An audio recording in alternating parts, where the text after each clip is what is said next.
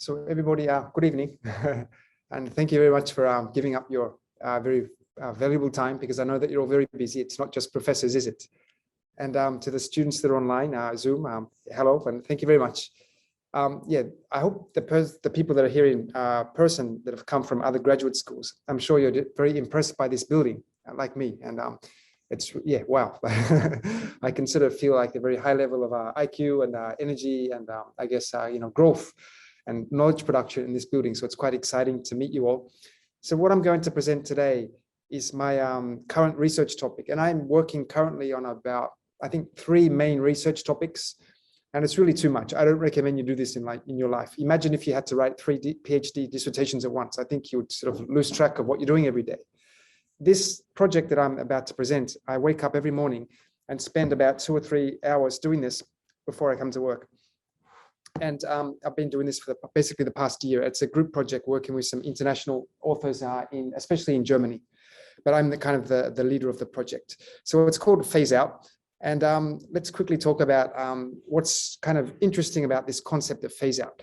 So in my field, in the very kind introduction just before, it was mentioned that I work in energy governance. And I'm really interested in sort of governance strategies. That means like policies or like rules or, ways of organizing society that can help us accelerate the transition to a more sustainable future. And in this paradigm, we're always thinking about novelty, new technologies, new business models, new ways of doing things. It's all about creation. And so this means that, where's my mouse? Please just allow me to, here's the mouse. I'm just going to change to a laser pointer now. So yeah, basically talking about this point here. So policy making as well and scholarship really focuses on supporting this process of creation. And however, we have to understand that achieving sustainability also requires that we eliminate, that we reduce the technologies, the materials, and the practices that are causing sustainability problems. Please look at this really interesting photograph. What's interesting in the world of climate change right now, there's a really interesting discussion about geoengineering. It's this idea of taking CO2 from the atmosphere and that's been emitted by fossil fuel technologies and sucking it up like a vacuum cleaner, then storing it underground. So if we're only thinking about creation, we're going to create these amazing clean technologies, wind turbines, these trees that are like vacuum cleaners, and we're going to basically keep operating these old technologies that cause the pollution in the first place. Wouldn't it be, that's kind of like going to the gym and eating McDonald's every day, and you're trying to lose weight and build your muscles? Wouldn't it make sense to sort of stop that sort of the input of that sort of the harmful pollutants? So this is actually is very obvious for many people, but this has been very difficult to achieve in policymaking and in scholarship, because in scholarship, there's a bias towards new topics, new things. And it's much easier for politicians to support a new industry than it is to destroy an industry. So this is the problem. So the question is, we should consider is, can we achieve a sustainable society only by supporting like these new technologies, the wind turbines and these new super trees? So this leads to this sort of idea that this is where basically policymakers concentrate their attention, and most scholars on innovation. And here's time. We're sort of basically trying to support this, first of all, the development, then the creation of new technologies like renewables, nuclear energy, electric vehicles. Nuclear energy, of course, this is controversial for a lot of people. We don't have to talk about this. And then we have this other problem where we have these existing technologies, coal-fired power stations, gasoline vehicles, even gas-fired power stations. What else do we have? Heating systems that operate on fossil fuels. We have all these technologies that have to be basically phased out if we're to succeed in our fight against climate change. So we need to have these 2 types of different policies working together. And this is a paradigm change. So this is just to repeat myself, this is a new topic for many people who study, societal transitions. And there's been many different labels and concepts that have been used in the literature. And my colleagues and I, we call this decline-related literature. We're basically looking at concepts and strategies that are designed to accelerate deliberately the decline of these polluting industries, technologies, or substances. And literature uses different words: bans, creative destruction. What a beautiful word, creative destruction. This has basically gone viral in terms of citations. A really famous paper: deliberate decline, discontinuation, Ex-innovation is the opposite to innovation. Really interesting. But actually in this literature, phase outs, there's lots of interest in phase outs. So what is a phase out? This is basically a policy approach that actively seeks the sequential termination, basically in steps or in phases over time, of a specific technology, substance, or a process that causes negative environmental externalities. So this is the basically the starting point, the definition of our research, and I'm actually collaborating with both of these researchers here.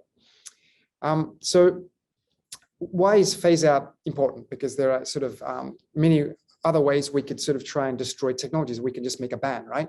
We can say tomorrow, no more nuclear in Japan, finished, forget about it. We don't even negotiate. So phase outs occur over many years, firstly. And unlike an immediate ban, this gives time to industry to gradually change their practices. You know, imagine if I said to you all that, you know, in this building, we're not going to use the heater anymore in winter. We have to survive just with our clothes in winter. And I think if we did this like in one day, we'd all get a big shock, couldn't we? But if we gradually turn down that temperature, we'd get, as you can understand, a time to adapt. So it's important to sort of give society and industry time to make changes. And by fixing this schedule, the government is giving clear signals to companies, to research institutions, including universities, and markets about what direction to invest in, what are the topics that are important for research, for example. And this process is not new. It's very, very old. It's been used in the past to phase out leaded gasoline. Have any of you ever been to a gasoline station and seen a sign on the pump that says leaded gasoline? They all say unleaded, don't they? It's really amazing. That unleaded gasoline is a remnant of the past. When I was a child, we go in, you had a choice, leaded gasoline or unleaded gasoline. Leaded gasoline is basically, I'm sorry, I forget why they put lead in the gasoline. I think the lead, it helps the engine. It helps to, I think, eliminate kind of knocking with the pistons in the engine. And this is a very, very toxic pollutant. Lead is heavy. It floats in the atmosphere, then it sinks down, it accumulates in our body, it creates all these diseases. It's terrible stuff. We've phased it out. Ozone depleting substances. We don't really hear much about this problem anymore, do we? That's because of phase outs, because around the world, governments have come together under the Montreal Protocol and agreed on a specific set of substances that are causing this destruction at the hole in the ozone layer. And one by one, they've found them. And then, okay, I think it's okay, yeah, sure. And then we've basically given time to industry and governments around the world to phase them out. The microphone on. Yes. I'm very sorry. Everybody who's on Zoom or in this room, can you just double check you haven't got your microphone on? The problem looks like it's been solved. Thank you. Great. Thank you. Dumping waste at sea. Can you imagine that? During the 1980s, I think in the 1970s, we have landfills, but we'd also just take ships out to the ocean, just dump our waste out there. We've phased that out, fortunately. So we've actually used this for lots of substances before. And why do we do this? Because basically these practices created health risks for humans. They destroyed the ozone layer, they polluted the ocean. So basically health and toxicity and also environmental motivations were behind this. Here's the spray cans you can see. When I was a child, we used to sort of have a warning there that said like it contains CFCs and that destroys the ozone layer. It's quite funny, you buy this now for your hairspray or deodorant, which I don't recommend you do it because it's a waste of resources. But if you do, it doesn't contain this anymore. But it used to when I was a child. So what's happening with climate change and phase out is that phase out has become a key tool to also fight against climate change. And this is because we have many fossil fuel and inefficient technologies that have to be replaced with clean alternatives. Let's think about some examples here. We have fossil fuel power stations, which includes all the fossil fuel variations, coal, gas, and oil. We have the gasoline road vehicles. This includes diesel, of course, and regular gasoline, and also the fossil fuel planes and ships. Think about the challenge of this. Right now, I don't know of any passenger jets that are entirely sustainable, that operate on some carbon-free fuel that takes people from New York to Paris, for example. This just doesn't exist. We have to phase these out. This is an extremely difficult problem, and ships as well. And don't forget, if we're talking about sustainability, this slide is focused on climate change. Okay, so deforestation, this is a big driver of climate change. Flaring of methane in oil drilling, around the world. We have all these nasty practices. We give the fossil fuel industry subsidies. I even read today in the newspaper that the Japanese government in this COVID stimulus package, they're giving, I think, subsidies for gasoline at the pump. Like in the age of climate change, we're really supporting the fossil fuel industry still. So we have to stop doing this. And did you all pay attention to the COP26, the climate change conference in Scotland? I don't usually pay attention to these because I find like these discussions of these different countries kind of depresses me. I don't get fooled in by this big political talk. But what I was very interested in this time is this discussion about phase outs. So basically, people like myself, when we think about climate change, we say the most obvious thing we have to stop doing is burning fossil fuels. It's the number one thing we have to do. So if you go and download the Paris Agreement, and it's, I don't know, it's like 300-400 pages. If you search for fossil fuels, you will find 0 mentions. Nobody has ever written the word fossil fuels in this agreement. It's taboo. And everyone's talking about clean energy and, other, basically phasing in, no phasing out. Game changer. Finally, the government in England and Scotland said, we have to phase out unabated, this means emitting with no CCS, coal power, and inefficient fossil fuel subsidies. Hooray, crack the champagne, in my perspective. And this was a point of a lot of debate amongst different countries. India and China are apparently very angry about this, naturally, because basically climate change is being caused by rich countries such as Japan, especially America, especially Australia, rich countries that have become rich by burning fossil fuels. If we're asking these countries to stop burning fossil fuels because of the price of renewables and the difficulty about transitioning to renewables today, which we haven't achieved in the West yet, we're basically telling these countries to stop developing. And they've reacted very strongly to this. So there's the text says accelerating efforts. It doesn't say we're committing, but the language here is, it says calls upon. So it's quite strong text.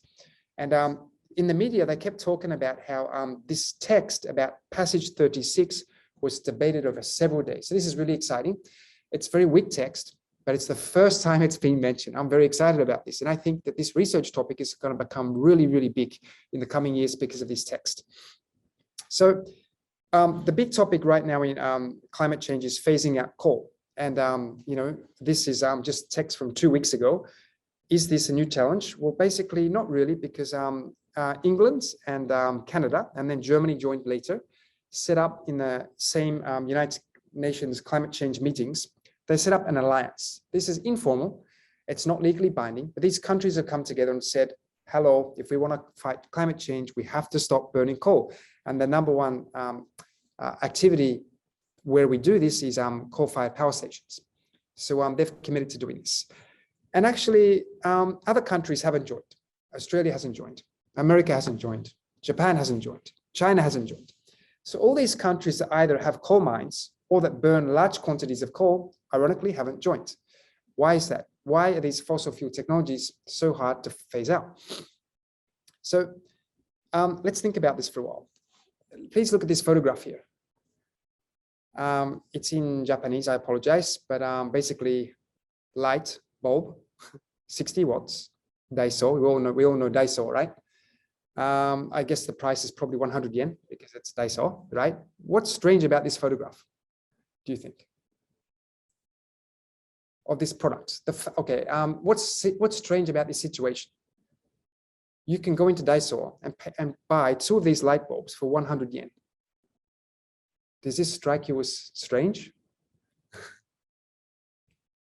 Nunu, in your country, the South Pacific, can you buy these incandescent? They've been phased out, maybe? Yeah. Right, yeah. Most countries have phased these out. Japan, which prides itself as having the world's most advanced energy efficient technologies. You can go to Daiso today and buy this technology this is a dinosaur. This is technology from yesterday. You can buy this. So they're not banned in Japan. They're being banned in the EU, banned in Australia, many countries, but yeah, not here. And basically, that's because basically all the energy is wasted as heat, not as light. And so now we have LED or compact fluorescent bulbs that replace these. Another problem. So we have this very difficult situation where Japan has not succeeded in phasing out these light bulbs. Electric vehicles. We look at the newspapers, you don't have to look very far, and you'll find criticism from industry that says electric vehicles basically are not a good idea. And you have a very, very powerful, the world's largest automotive company saying that we don't like electric vehicles. You can imagine the influence of this on policymaking. So Japan actually finally has committed to banning the sale of gasoline vehicles around 2035. However, it was the last of several countries. California was one of the first. And no, California was coming a bit later. It was like England, France, California, China, and then Japan came the very, very end. And actually, there's a problem here because it includes hybrids. There's a big sort of clause here. And we have basically the CEO of Toyota saying that if Japan is too hasty in banning the gasoline-powered cars, the current business model of the car industry is going to collapse. If it collapses, we're going to see millions of jobs lost. He's not lying. This is the truth. This is why politicians don't like to phase out technologies, because when we do this, we disrupt society. We kill jobs. We cause factories to close down. We basically tell universities that, Department A, we don't care about you anymore. And this is a big problem. So, yes. And so I'm talking about basically bans here. Usually a ban represents the endpoint, like zero production, zero usage. It's the endpoint in a phase out. Yeah, so they kind of go together. So basically, why don't we see more phase outs in the world? Well, we can sort of look to the world of social technical transitions. And what's interesting is you'll see here, we're talking about electric vehicles, which is a technology. We're looking at light bulbs, which is a technology. However, in the world of social sustainability transitions, we don't focus on technologies. We understand that technologies are parts of a web of social systems. So technologies exist as part of a web of social systems. We call this web a social technical system. So if we think about automobiles, if your job is to phase out the vehicle, look what you have to tackle. First of all, you have to tackle the production of the vehicles. Then you have to look at the parts supply chain, all these companies that make the parts. You have to look at the factories, like the production line, all these machines that that are produced, that are designed to make these vehicles. All the money, the billions of dollars that's sunken in these factories, we can't just close them down, because otherwise we're going to go bankrupt. We have to think about the knowledge that's sunken into this technology. Companies have invested many, many years and lots of money in developing this knowledge. Universities have helped them. Research institutes have helped them. People, humans, also contain this knowledge in their brains. To say to Mr. Engineer, Mr. X, we don't need you tomorrow. This is a big problem, because that means Mr. X's family will, go hungry for the next couple of years. So all this exists in this web, in this network that helps produce these products. Then we have, that's production side. Then we have the usage side. So for vehicles, don't forget that we have the people that repair the vehicles. We have the gasoline stations, don't forget. So when Japan is talking about phasing out gasoline vehicles, don't forget, we're also talking about phasing out gasoline stations. And this also, people, make a living from this. We're talking about closing down workshops where people fix gasoline engines. And so the problem is that all these different parts, they interact with each other and they evolve together. And basically, we can assume that the goal of this system is to sustain itself, is to continue throughout time. It's not to destroy itself. It's basically like an ecosystem in nature. The idea is to sustain itself. And they form very slowly, these social technical systems, and they can become locked in. So basically, because knowledge supplies this knowledge to the human resources, to the parts, to the production of vehicles, it's very hard to say to this system, hey, stop producing gasoline vehicles and do something different. So we have this idea of a lock-in. And so phase outs can be prevented by social technical lock-in, which is all these sort of the inertia in the system, the difficulty of changing these parts. And add on top of this, the spice, the resistance from industry. So this explains why we don't have more phase outs in the world. This explains why the Prime Minister Kishida of Japan did not get elected by saying, I'm going to phase out, all these problems in your life that are causing you know, all these environmental problems. Nobody would probably vote for him. If they did, he would probably find himself at the victim of a lobbying campaign. So my research basically is basically trying to systematically review scientific papers that discuss this concept of phase out. And our approach was to do a literature review, and we ended up with 825 papers. And we didn't read them all. We just read the abstracts. And we basically looked at all papers. There was no restriction set for the time, but the first paper we found was from 1970. And we had some overarching research questions.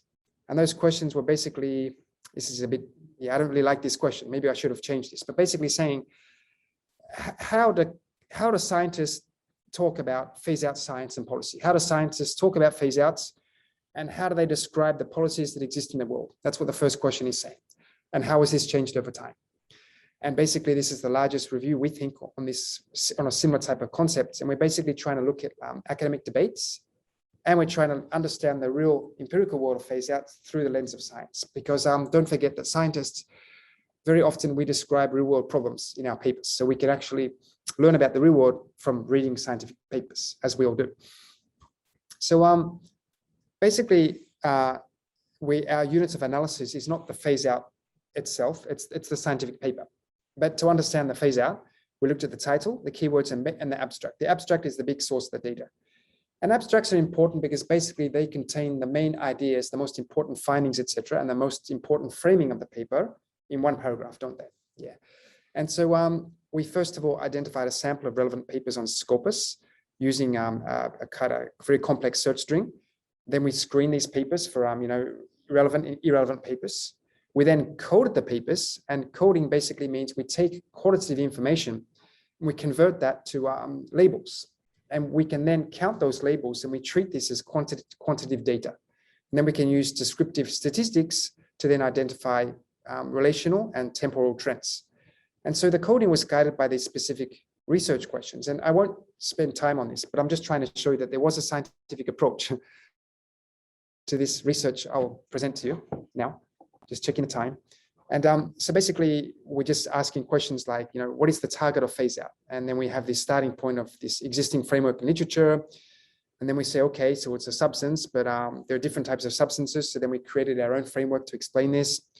Where in the economy is the industry that emits, that uses or manufactures this target that's identified for phase out? We have this amazing framework that's been developed by the US government. Where is the phase out occurring in the world? We have the United Nations codes for that. Why is the phase out occurring? We created our own framework. And then what's the policies that are used? We use the OECD framework here. So I won't go into the details here. But what I'm going to do is show you what this coding looks like, because I figure this is like an informal workshop. I thought I'd kind of show you what the world of coding looks like, so you can see what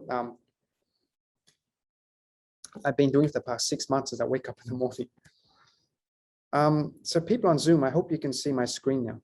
Tiana, are you still there? Yes, and now I'm seeing your, okay, so the Excel, Google Excel. Thank you very much, great. So I'm just going to take you to the coding sheet. It's not very exciting, don't worry. But I'm just trying to show you, when I talk about coding, what I'm doing. So basically, oh no, wrong file, sorry. This one. Yeah, so basically, please allow me to just load up the sheet. So the resolution is very low because we're connected to a monitor. But basically, yeah, the first paper starts in 1970, which is the first row here. It's still loading. Yeah, the first paper starts in 1970. Maybe I can make this bigger for people. Yeah, and then the title is this. And basically, so we pay attention to the title of the paper and the abstract and the keywords. So basically, I open up this abstract and basically I'm asking questions. I'm saying, what has been phased out? So, okay, they're talking about fossil fuel power stations. So I highlight this in red. And then we created codes that describe this. So if we come over to, sorry, this is a little bit slow, isn't it? Okay, where is T1? Here. Okay, so basically we have a code there that says technology. And we have this little drop-down list here of code. So basically, every morning I wake up and, basically, yeah, just ticking boxes and reading these things. And when we have power stations here, we've got a huge list of, oh, I can't see it here. There's a huge list of options here. And then, so basically we do this for everything. And then we say, why did the phase out occur? And if we look at this, is that the right paper? Yeah. Yeah. Why did this phase out occur? We've lost half the text here, but it basically says there's public anxiety concerning the environment. So then I have a code over here for rationale, which basically means reason.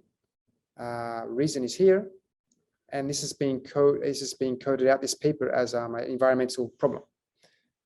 So this is just showing you what this looks like. And so if I zoom out now, you can see that there's 850 papers that have all been coded like this. So it drove me crazy. And very often the decision is very difficult. Like we read something, we think, is this reason X? Is this reason Y? We tried to be scientific about this. Then we have like a chat column. These are all questions here. Sorry. So where is it? So there's all these questions here to my colleague. There's questions to my colleague here. If we scroll down here, we'll find these questions to him. We have a chat here. Here's my question up here, and he says, okay, and we talk to each other, resolve problems. It's a big headache. So yeah. What do you do when there are more than one reason? We code them all. We code them all. Yes. Yes. Yes. So multiple coding. Yep. So basically, let's now look at the results of this. And it's very bird's eye view. I mean, so if you're looking, for an expert to tell you about the world of phase outs, unfortunately, this research doesn't really answer this question very well.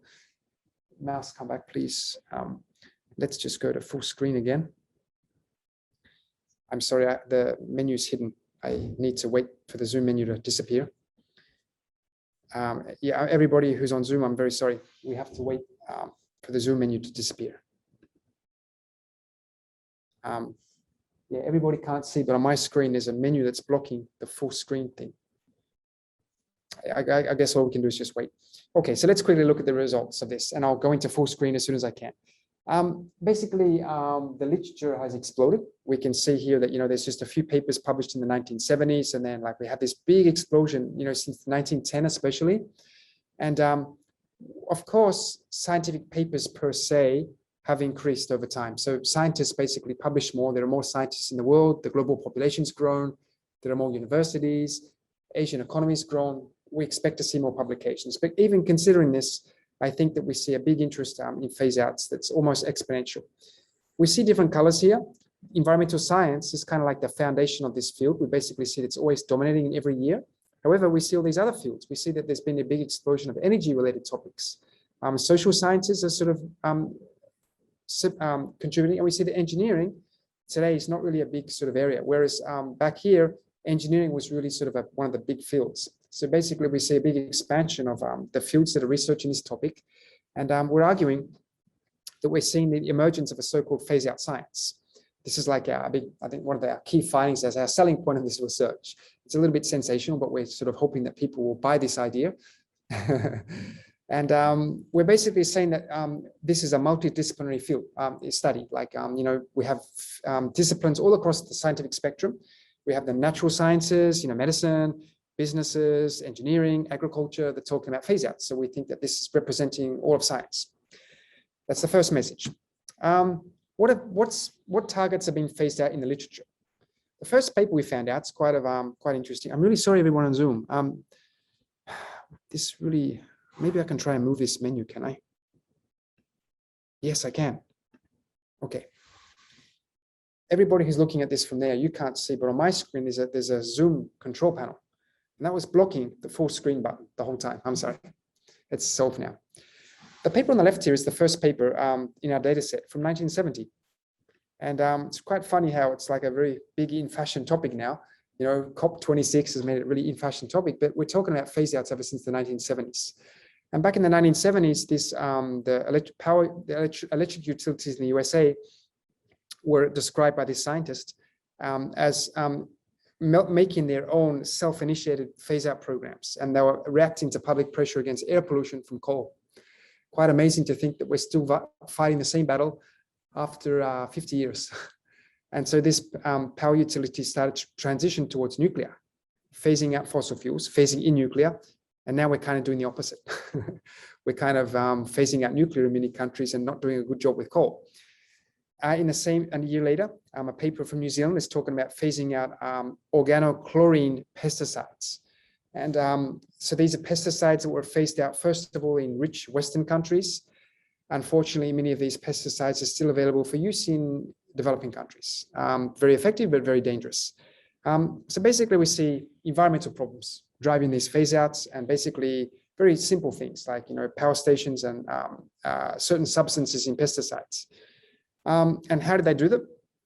The policy was a ban on certain ingredients in New Zealand and other countries, and they basically make a restriction on use, basically saying you can use this pesticide for purpose A, but not for purpose B. For example, you can use it like, for growing oranges, but you can't use it for growing apples. This is a typical approach in phasing out. In phase out policies, we basically reduce, the areas where we permit this. It's very common. So basically, the coding results, we coded these 825 papers. We discovered that substances, basically, for example, pesticides, and it also includes fossil fuels, dominate the literature. Most people talk about phasing out substances. And if we look at the substances, so this is showing us the big explosion of the substance phase outs. If we look here, this is showing us that basically we have the big domination of ozone depleting substances. And this is this blue line here.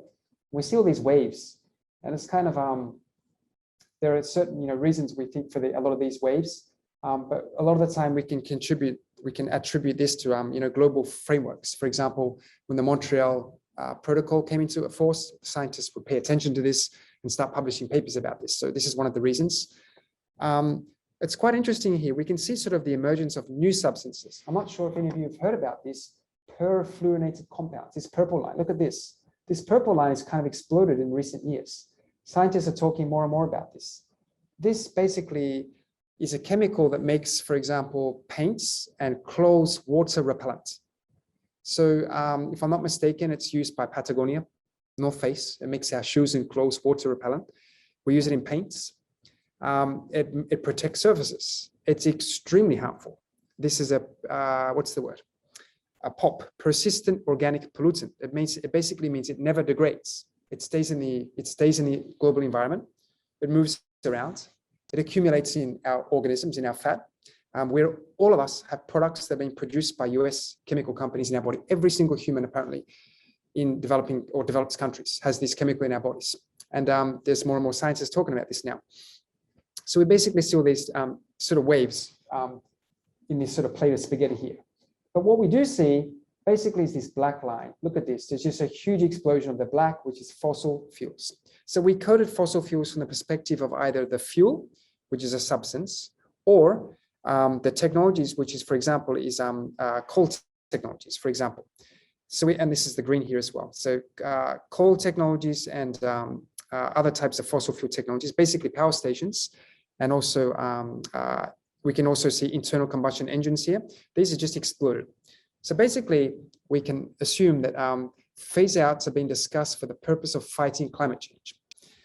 Another thing is we discovered basically in our data set 105 targets that have been described in literature. There's been some really unusual ones. One scientist published a paper that he recommended that we phase out dark painted roofs. Can you imagine why we would do that? He's basically saying we should paint our roofs white. Yeah, why do you think? Yeah, because of the albedo effect. Yeah, well, what's the albedo effect?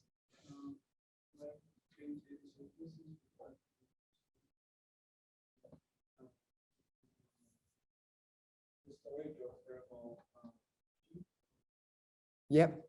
Yeah.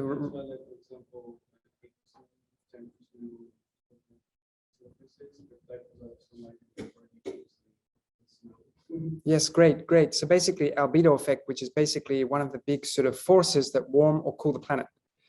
And humans modify this directly and indirectly. So if we paint our roofs or build cities, they become black and gray, they absorb heat instead of reflecting it back to outer space. So a scientist has recommended we basically slowly phase out the installation of new black or dark colored roofs. Amazing. Look at this one here. One scientist, it's actually a real world policy in Europe. I forget where.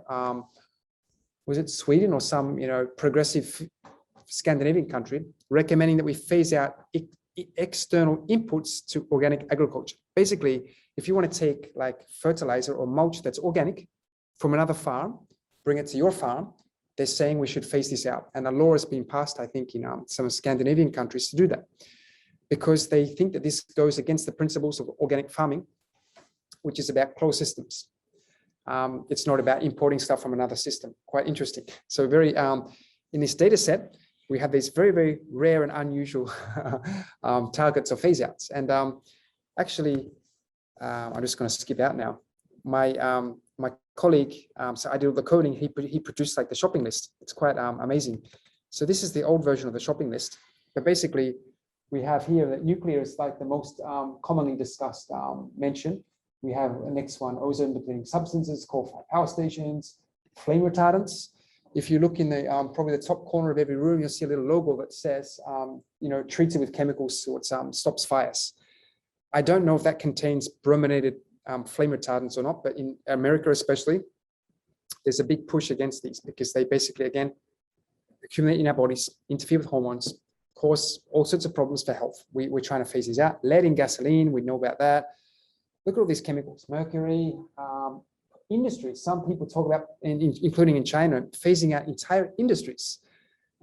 Fishing practices, biofuels, lead shot. This is for hunting. We're trying to replace this with steel now.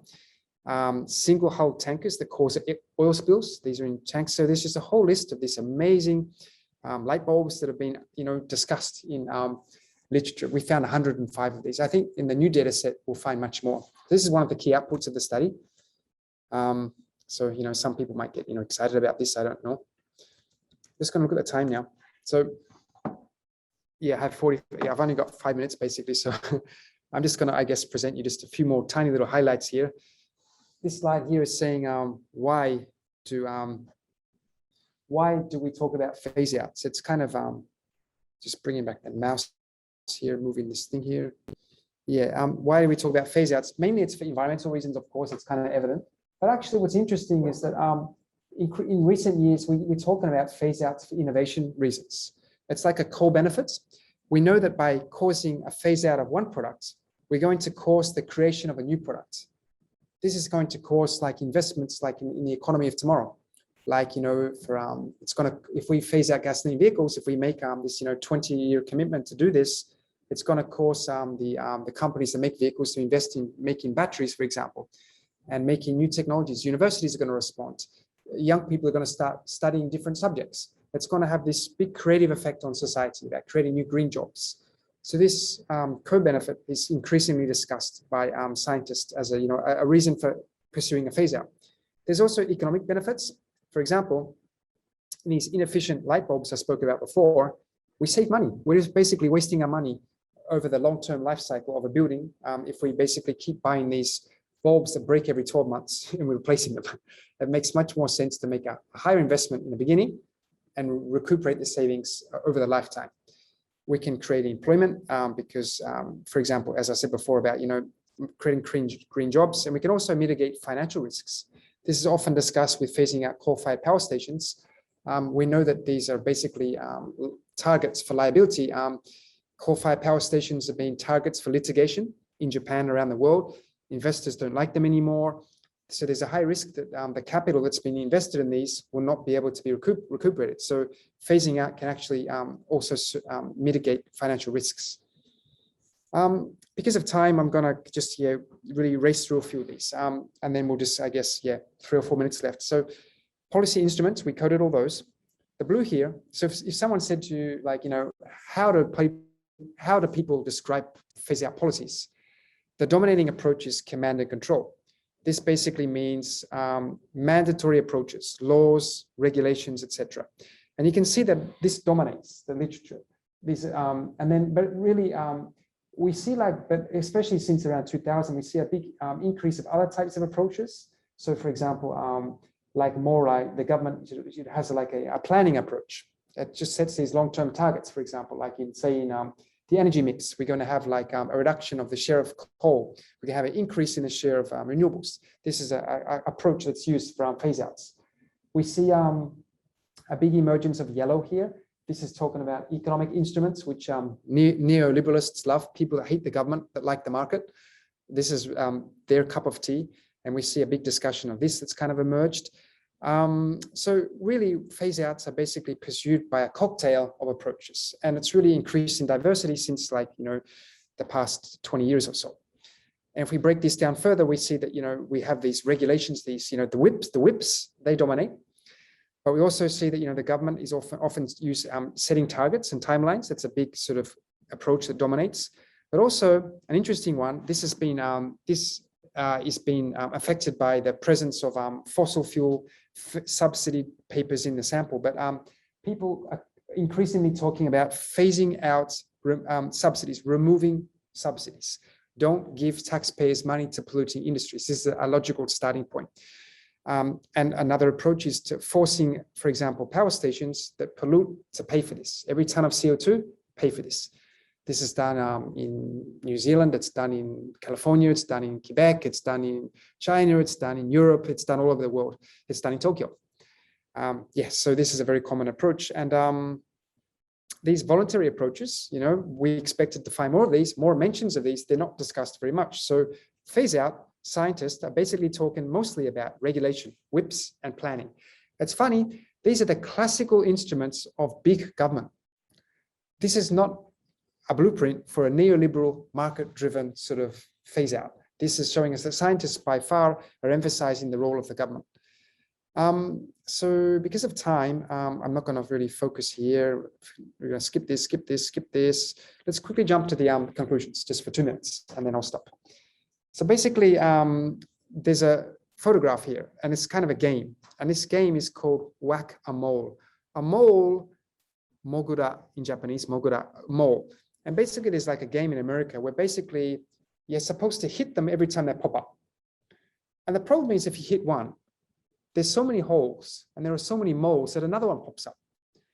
And if you look at our data set, I think you could say that basically humanity's become very good at making phase outs for individual targets, but they just keep popping up. We phase something out, leaded gasoline, and then we have to phase something else out, gasoline vehicles.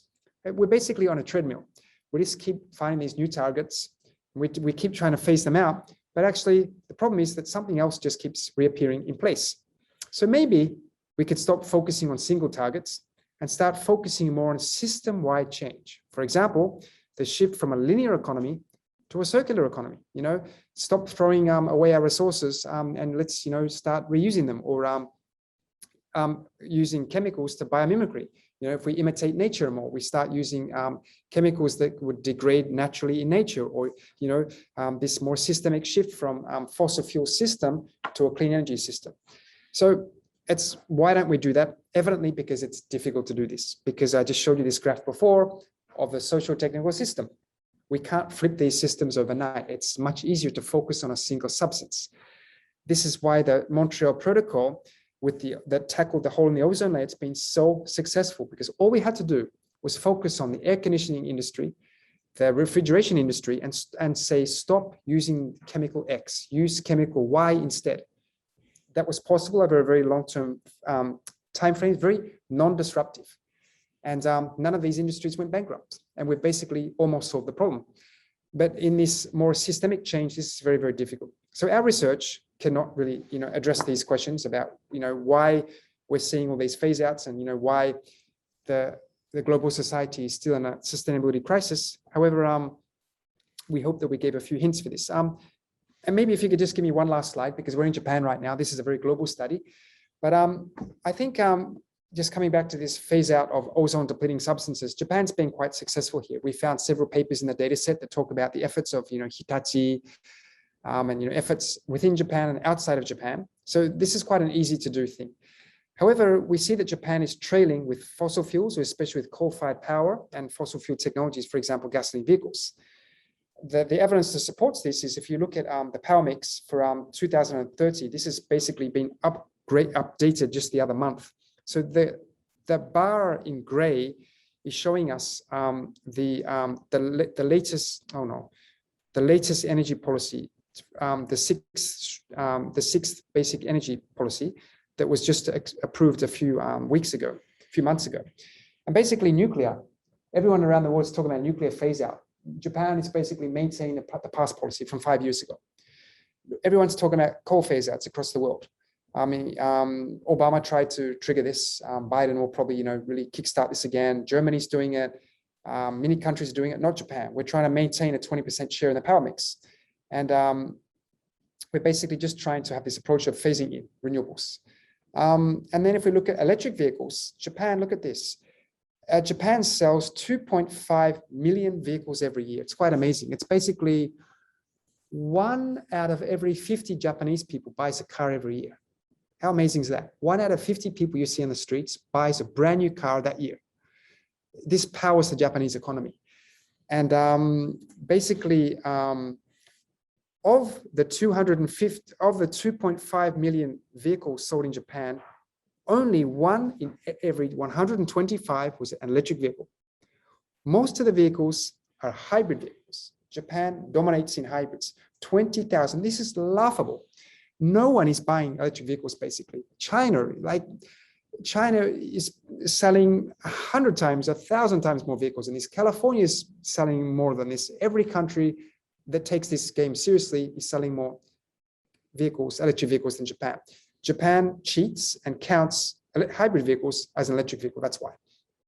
This is international thinking. Electric vehicles includes only these technologies, but Japan pulls this over here and counts hybrids as electric. And anyway, I'm not criticizing Japan. What I'm trying to point out to you is that Japan has a lot of trouble phasing out technologies clearly. And I think we can assume that pressure and lobbying from industry. And there's also a bigger issue where there's a culture of voluntary action by industry. I don't talk about this in my research, but basically in Japan, the Japanese government basically has an approach where the Ministry of Economy, Trade and Industry, who has a very close relationship with the industry, they invite people from industry and they form committees. They get advice for their policy, and it's a good approach because that allows them to make sure that their policies are realistic. However, the problem is if you pay too much attention to what industry wants, then you're not really going to get anything radically different. It's like saying to the children every night, "What would you like for dinner tonight?" And the children says, "I want my favorite food. I want ice cream for the main course. I want candy for the entree." And if you give that to the children every night, is that going to be good for the child in the long term? So that's one of the the limitations of always allowing industry to dictate its own rules. It has worked in many areas. I don't want to criticize this outright, but there are clearly limitations to this. I think this would maybe explain why we don't see many phase outs in Japan. That's all. I'm sorry for talking for so long. If any of you would like to email me, here's my address. Yes, maybe we can have a discussion now, hopefully. Thank you.